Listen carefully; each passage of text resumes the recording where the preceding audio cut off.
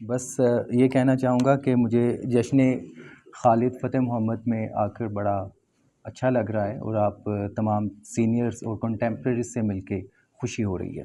ایک ادنا سی کاوش ہے، خالد فتح محمد اور جدید افسانہ۔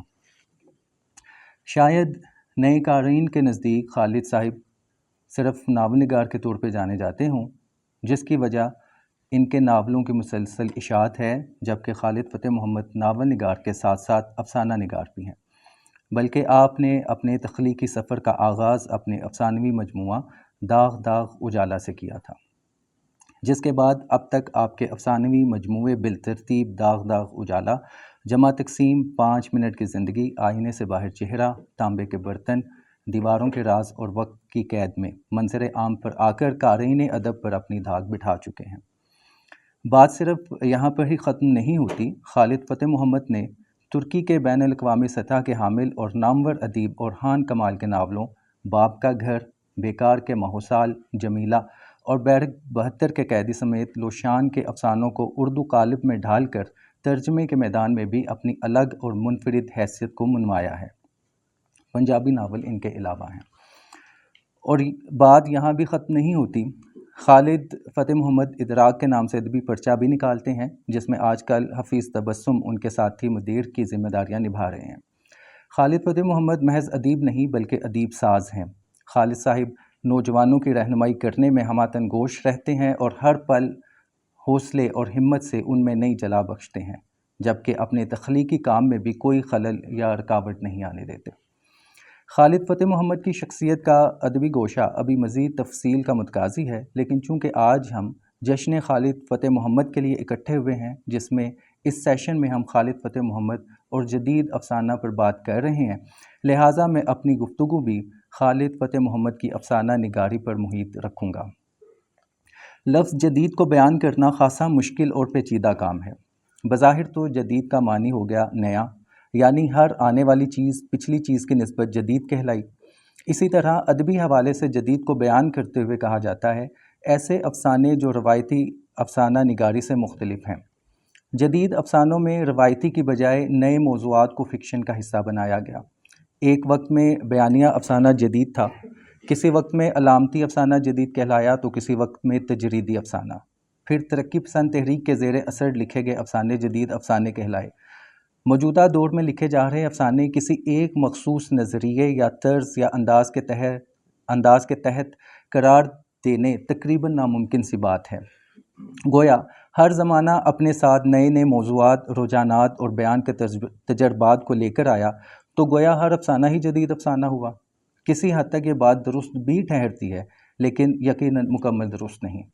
جدید افسانہ وہ کہلا سکتا ہے جو وقت یا زمانے کی قید سے آزاد ہے۔ وہ قدیم افسانہ بھی ہو سکتا ہے اور وہ موجودہ دور میں لکھا افسانہ بھی نہیں ہو سکتا۔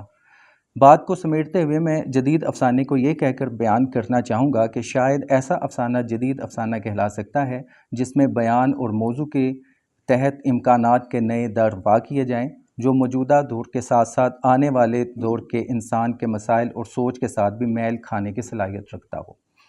خالد فتح محمد کی افسانہ نگاری میں جدید افسانے کے رنگ ڈھونڈتے ہوئے ہم دیکھتے ہیں کہ خالد صاحب فکشن کی زبان اور موضوع کو گنجلک یعنی علامتی اور ایبسٹریکٹ وغیرہ بنانے کے قائل نہیں ہیں۔ آپ زبان کی سادگی اور وقوع کی موجودگی پر زور دیتے ہیں۔ ان کے افسانوں میں وقوع اور بیان کی پختگی بام عروج پر ہے۔ آپ روزمرہ زندگی سے ہی کرداروں کو چنتے ہیں اور پھر ان کے گرد کہانی بنتے ہیں۔ آپ کے کردار عام طور پر دیہاتوں اور قصبوں میں بسنے والے اور شہر میں مقیم ورکنگ کلاس کے لوگ ہیں۔ کچھ ادیب نظریے کے زیر اثر لکھتے ہیں، جیسے کلاسکس میں سے ہم کرشن چندر کی مثال لے سکتے ہیں، جبکہ خالد صاحب کے لکھے ہوئے میں سے نظریہ نکلتا ہے۔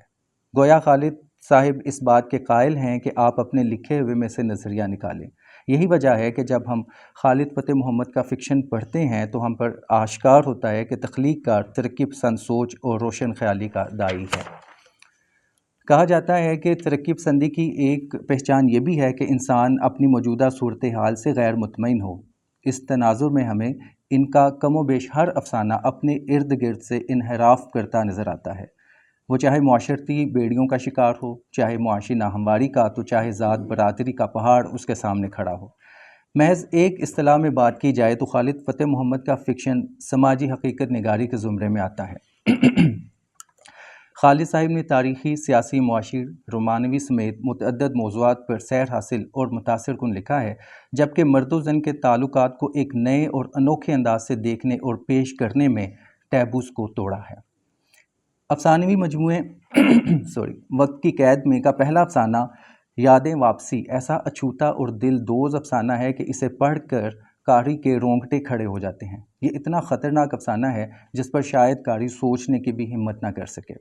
نمونے کے طور پر ایک معتبر نام جناب غلام مصطفیٰ ساجد صاحب کے الفاظ کوٹ کرنے پر اکتفا کروں گا کہ یادیں واپسی ایک ملفوف رشتے کی نقاب کشائی کرتا ہے اور ایک خیالی یا شاید وجدانی کشف اور حقیقت افزا مکالمے کے ذریعے دو چاہنے والوں میں ایک عجیب بلکہ ناقابل یقین معاہدے اور رشتے کی نقاب کشائی کرتا ہے۔ میں نے اس طرح کے ملتے جلتے موضوع پر امرتا پریتم کا بھی ایک افسانہ پڑھا تھا، اور ہندی اساطیر میں دروپدی کا کردار بھی اس افسانے کے پس منظر میں شاید کہیں موجود ہو، مگر اردو میں یہ شاید اپنی نوع کی پہلی تحریر ہے اور یہ کہانی کے مرکزی کردار کے علاوہ قاری کو بھی حیران کرتی ہے۔ خالد فتح محمد اپنے فکشن میں مرد و عورت کے تعلق کو بہت بولڈ سوچ میں بیان کرتے ہیں۔ ان کا قلم ہماری پردہ داری کے رہن سہن میں چھپ کر جنسی معاملات کو چلانے کے بجائے کھلم کھلا چلانے کا اعلان کرتا ہے۔ خالد صاحب اپنے افسانوں میں ایسے حیران کن واقعات فکشن کا حصہ بناتے ہیں کہ قاری کے ذہن میں ہلچل مچ جاتی ہے اور وہ مضطرب سا سوچنے لگتا ہے کہ ہمارا معاشرہ جو چادر اور چار دیواری کے مضبوط حصار کا دائی معاشرہ ہے، اندر سے اس قدر کھوکھلا ہے۔ افسانہ لال دوپٹہ، چپ گلی کا اندھا شور، بات کچھ اور تھی، ایک الگ داستان وغیرہ سمیت افسانوں کی ایک طویل فہرست ہے جو اپنے موضوع اور ٹریٹمنٹ کے اعتبار سے یکسر مختلف اور جدید افسانے ہیں۔ خالد صاحب کے افسانوں کا ایک اور اسلوب ان میں دھیما پن بھی ہے، جن میں کوئی ولن نہیں ہوتا۔ یہ بظاہر آسان لیکن اتنا ہی مشکل انداز تحریر بھی ہے، جیسے شب و روز کا گزرنا، روزمرہ کے معاملات میں مشکلات کا درپیش آنا، خواہشات کا بسیرا کرنا، کبھی کسی خوشی کا پورا ہو جانا اور کبھی کسی خواہش کا ادھورا رہ جانا، یعنی کوئی بظاہر ولن نہ ہونا لیکن زندگی کا چلن ہی ان افسانوں میں ولن کے طور پہ سامنے آنا، اور انسان کو، اس کی امنگوں کو، اس کی زندگی کو کھا جاتا ہے۔ اس بات کو یوں بھی بیان کیا جا سکتا ہے کہ خالد فتح محمد کا فکشن پیچیدگی میں نہیں لکھا گیا، لیکن اس کے اندر پیچیدگی ہوتی ہے جسے سمجھنے اور ابلاغ کرنے میں وقت لگتا ہے۔ خالد فتح محمد کی ایک اور خوبی وسیع اور متنوع مطالعہ بھی ہے، جس کی یہ نوجوان لکھاریوں کو بھی ترغیب دیتے رہتے ہیں۔ جو ادیب مطالعہ، مشاہدہ اور ہر وقت سیکھنے کا مزاج رکھتا ہو، اس کا قلم کبھی نہیں سوکھتا۔ مجھے مکمل یقین ہے کہ خالد فتح محمد کا آنے والا فکشن گزشتہ سے بھی زیادہ چونکا دینے والا اور جدت سے ہم آہنگ ہوگا۔ خدا کرے زور قلم اور زیادہ۔